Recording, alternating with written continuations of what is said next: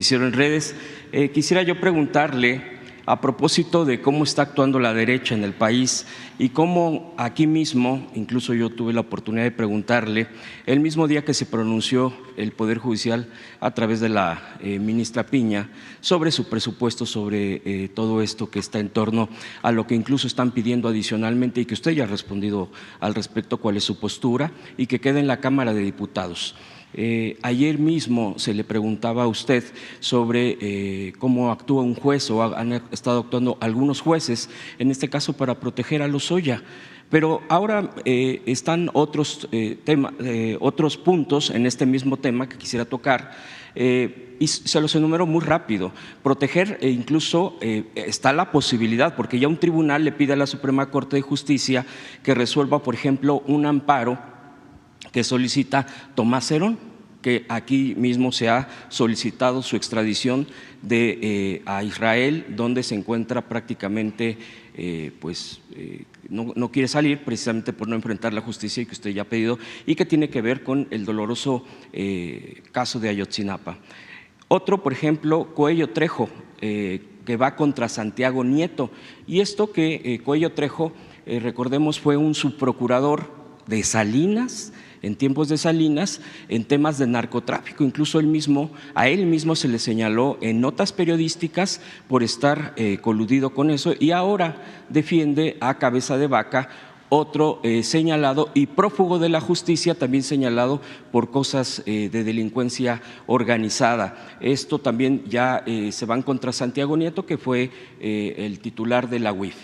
Y por último, y este es otro de los casos, y yo por eso lo englobo en temas de justicia, el ministro Aguilar, bueno, esta es la fuente del periódico La Jornada, el ministro Aguilar busca proteger más deudas de Electra, según esta nota, va en la Corte por nuevo amparo y cuarta ocasión en que hará suya solicitud contra pago de impuestos, y todos los asuntos han sido cabildeados por el despacho de Santiago Krill.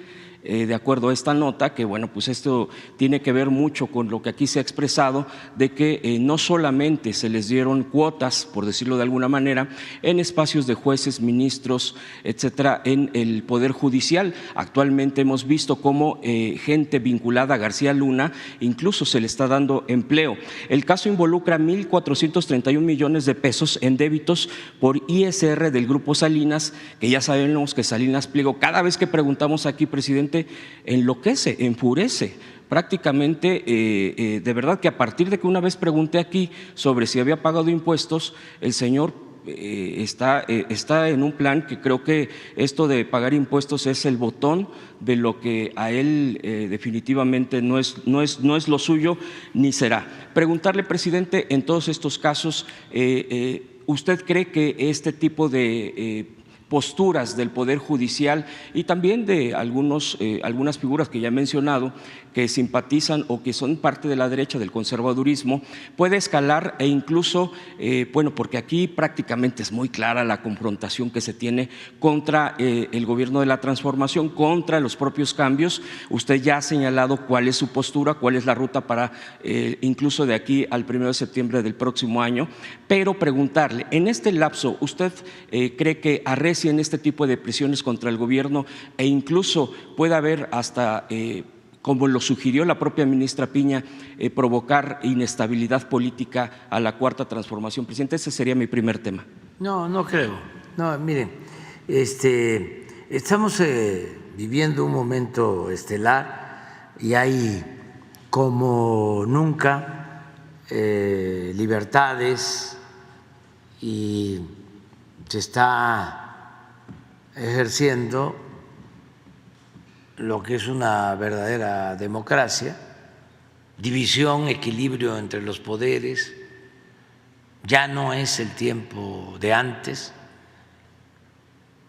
fueron décadas, siglos, de que el poder de los poderes era el Ejecutivo, era el presidente. Esto para los jóvenes, que revisen. ¿Cuándo empezó a cambiar esto? Con nosotros, todos los ministros alineados.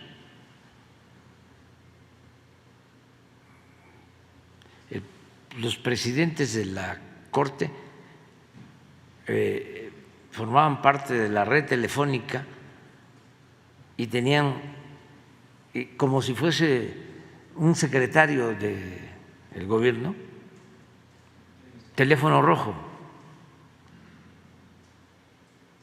Y el secretario de Gobernación le levantaba el teléfono rojo y el presidente le levantaba el teléfono rojo a quien estuviese de presidente en la Suprema Corte. Pero la única excepción en la historia fue el periodo de la República Restaurada, 10 años, cuando gobernó el presidente Juárez y el presidente Lerdo, que la Suprema Corte actuó con completa independencia.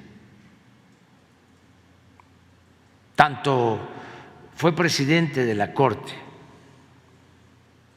el presidente Lerdo y no eran buenas las relaciones al final con el presidente Juárez.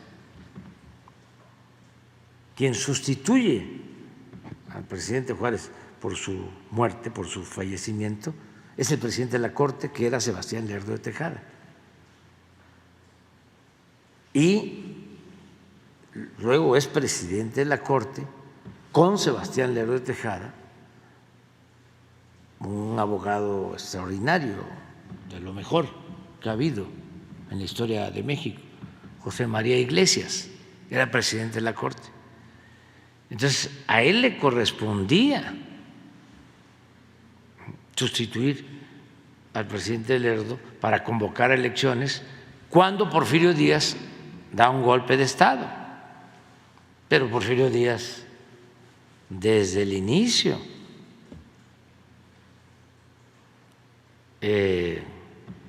hizo valer la fuerza, el poder. Aun cuando llegó con la bandera de la no reelección, y es, yo creo que el más importante de todos los simuladores políticos de México, porque siempre hablaba del respeto a la legalidad, nada más que la Constitución desde entonces se empezó a respetar en la forma y se empezó a violar en el fondo. A partir de ahí, todos los ministros de la Corte sometidos, jueces sometidos. La revolución no pudo con eso y los gobiernos posrevolucionarios siguieron manteniendo la misma política porfirista de someter al Poder Judicial y que fuese el presidencialismo el sistema dominante. Entonces, es hasta ahora que no por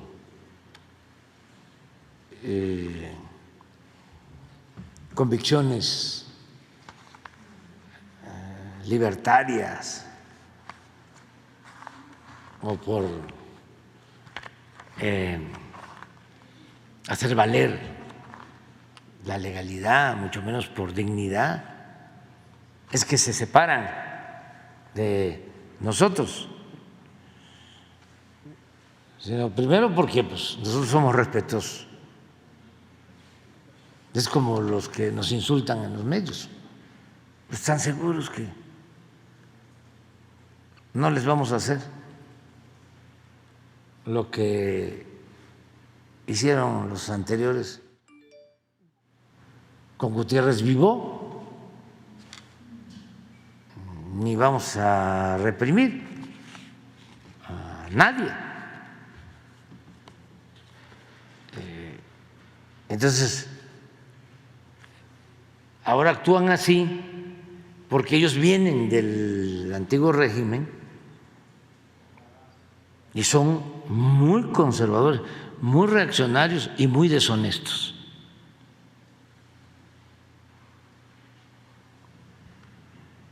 Y están al servicio de la élite, del poder económico, del poder político. Esas son nuestras diferencias de fondo.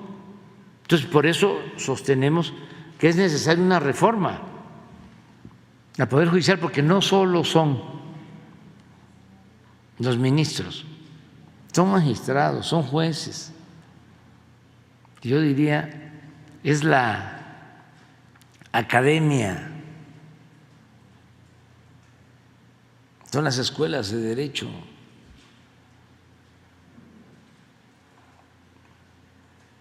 Es la abogacía, es una revisión que se tiene que hacer en lo estructural, pero hay que comenzar por algo. Y pienso que quien puede ayudar a purificar al Poder Judicial es el pueblo. El mejor método para limpiar, para purificar la vida pública es el método democrático. Preguntarle al pueblo, que no sean las élites. Por eso estoy proponiendo, no es que milagrosamente ya se va a resolver, porque es un problema estructural, es un problema de fondo, que lleva años, pero sí se avanzaría mucho si el pueblo elige a los jueces, que sepan que es el pueblo el que manda, que es el pueblo el soberano,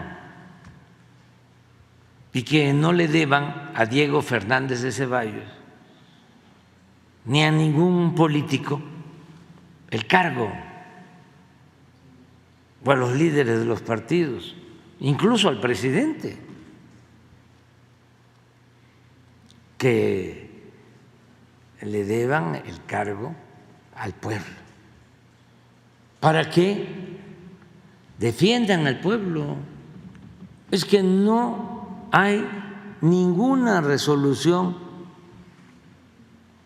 en favor del pueblo, siempre han estado ahí de tapadera. Cuando necesitaban los oligarcas que se reformara el artículo 27, ¿quiénes convalidaron ese retroceso de privatizar el petróleo? Los ministros de la Corte. Estamos viendo estos casos de impuestos. ¿A quién defienden? A los de arriba.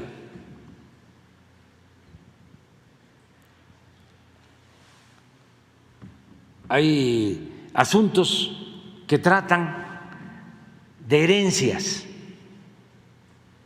en donde está de por medio quién se va a quedar con 1,000, con 2,000 millones de dólares.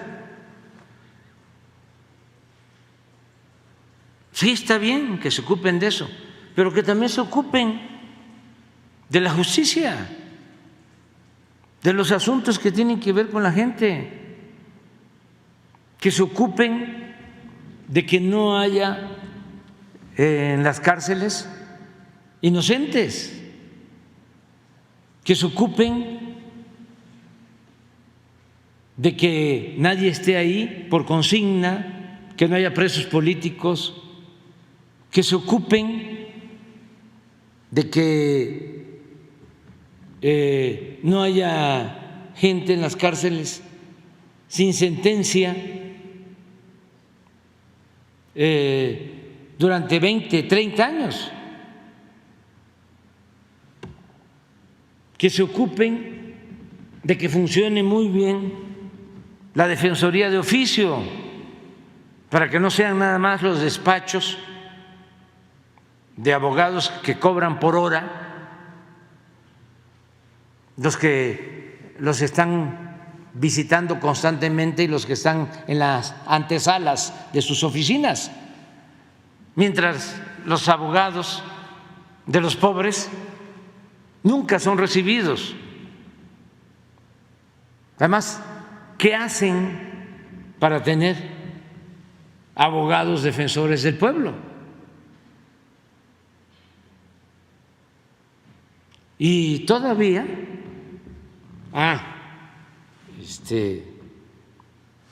lo de dejar en libertad a presuntos delincuentes, sobre todo a los de cuello blanco y también a los de la delincuencia organizada.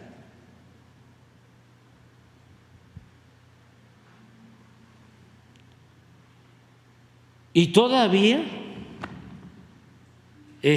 no quieren reducirse sus sueldos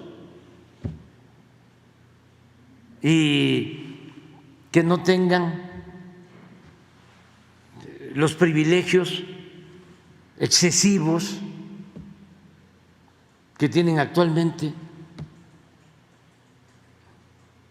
¿Qué les puede afectar que digan voy a aportar 25% de todo lo que recibo? Si recibo 600,000 pesos mensuales, voy a recibir, qué sé yo, que serían 25% menos, son 120, 150, voy a recibir 450,000, no 600,000. ¿Qué? ¿Se van a afectar? Pero también está incluso… Pero, sí, y no, se enojan.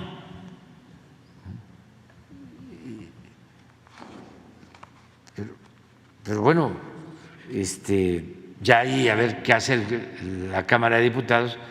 Y también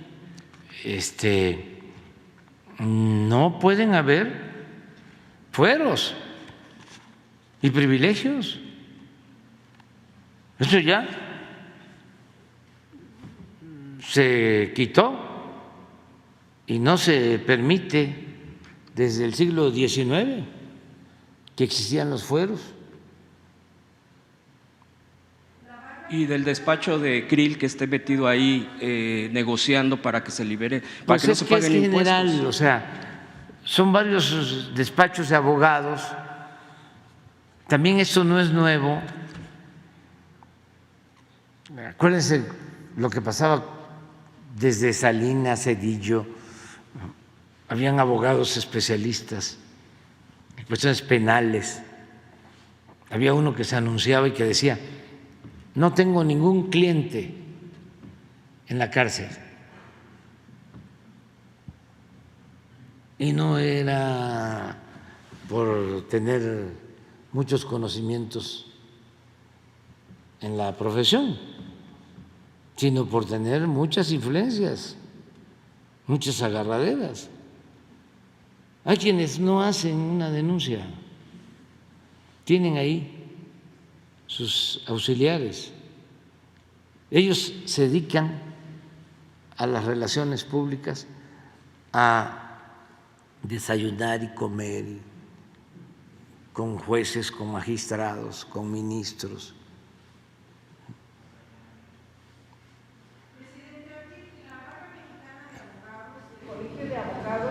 Precisamente acaba de emitir un comunicado que dice: exhorta al titular del Ejecutivo Federal a conducirse con responsabilidad y apegado a sus atribuciones constitucionales en materia de presupuesto del Poder Judicial Federal, y lo firma Víctor Olea Peláez, el presidente.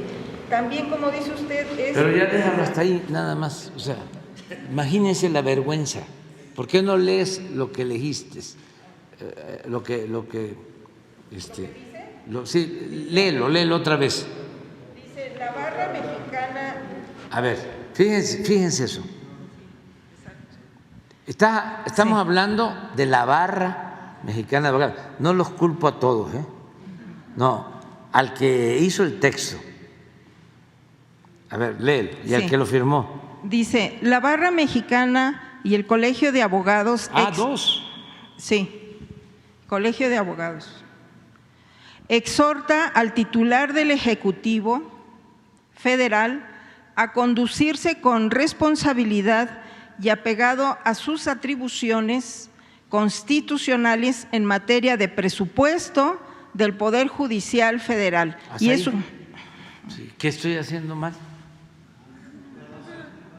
Sí, ya lo he dicho, a mí me envían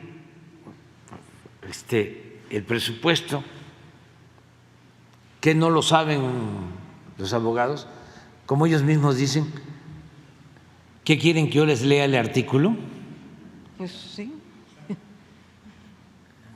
A mí me entregan el presupuesto del Poder Judicial y a como me lo entregan, así, igual, se envía a la Cámara de Diputados. Porque deben de saber los abogados que es facultad exclusiva de la Cámara de Diputados aprobar el presupuesto. Ahora sí que, como diría el clásico del conservadurismo, ¿y yo por qué? O sea, es un desparpajo. Pero antes era así, a periodicazos, los abajo firmantes, aunque cayeran en eso, que es una aberración, porque yo no tengo facultad para modificar el presupuesto, ni del Poder Judicial ni del Poder Legislativo. El Ejecutivo no puede hacerlo. El Ejecutivo integra el presupuesto y en el caso del Poder Legislativo y del Poder Judicial y de organismos autónomos, el caso, por ejemplo, del INE, ellos envían su presupuesto y no se puede modificar, se tiene que enviar a la Cámara de Diputados. Entonces, son muy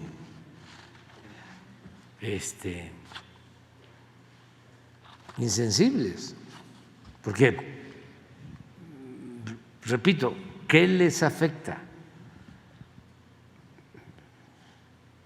Estamos hablando de 22 millones de trabajadores que ganan en promedio 16,300 pesos mensuales. A quienes ganan 600, 700,000, pero estamos hablando de 16,300 pesos mensuales en el caso de los trabajadores inscritos al Seguro Social en promedio. Pero el salario mínimo, aún cuando lo hemos incrementado, es un poco más de 6,000 pesos mensuales. Entonces, que le quiten el nombre, que no sea Suprema Corte de Justicia. Le pueden poner Suprema Corte del Derecho.